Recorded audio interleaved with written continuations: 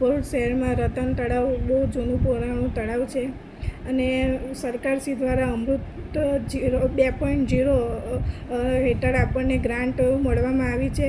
એ યોજનામાં આપણને 10 કરોડની ગ્રાન્ટ મળી છે અને ભરૂચના માનનીય ધારાસભ્ય શ્રી રમેશભાઈ મિસ્ત્રીના આપણને સહયોગથી સરકારશ્રી દ્વારા આપણે એમને દરખાસ્ત કરવામાં આવી હતી અને સાહેબની ભલામણથી આપણને પૂરેપૂરી ગ્રાન્ટ પણ મળવામાં આવી છે અને એ ગ્રાન્ટનું આપણે યોગ્ય રીતે આયોજન પણ કર્યું છે અને એ કામ આપણે વહેલી તકે શરૂ કરીશું.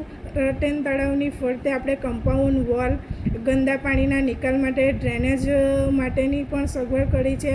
આપણે ફૂટપાથ માટે બ્લોકનું આયોજન કર્યું છે.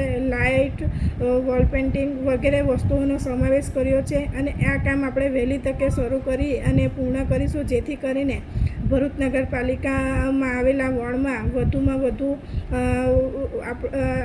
આપણે ભરૂચને નવું નજરાણું આપી શકીએ.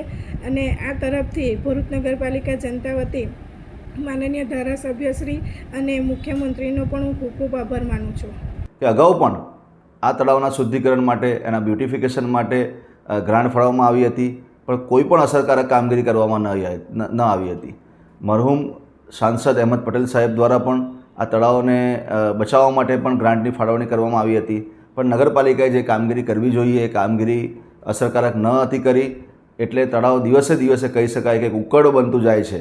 એટલે હવે જે કામગીરી થવાની છે, એટલે ખાસ નગરપાલિકા તકેદારી રાખે, એના બ્યુટિફિકેશન તેમજ તળાવને કઈ રીતે શુદ્ધ કરી શકાય, તેનું પાણી શુદ્ધ કરી શકાય, તેની માટે સરસ કામગીરી કરે અને શહેરને આ જે શિડ્યુલ વનના કાચબાઓ છે તેનું પણ કઈ રીતે જતન કરી શકાય, કેમ કે આ કાચબાઓ પર દુર્લભ કાચબાઓ છે, ઐતિહાસિક કાચબાઓ છે.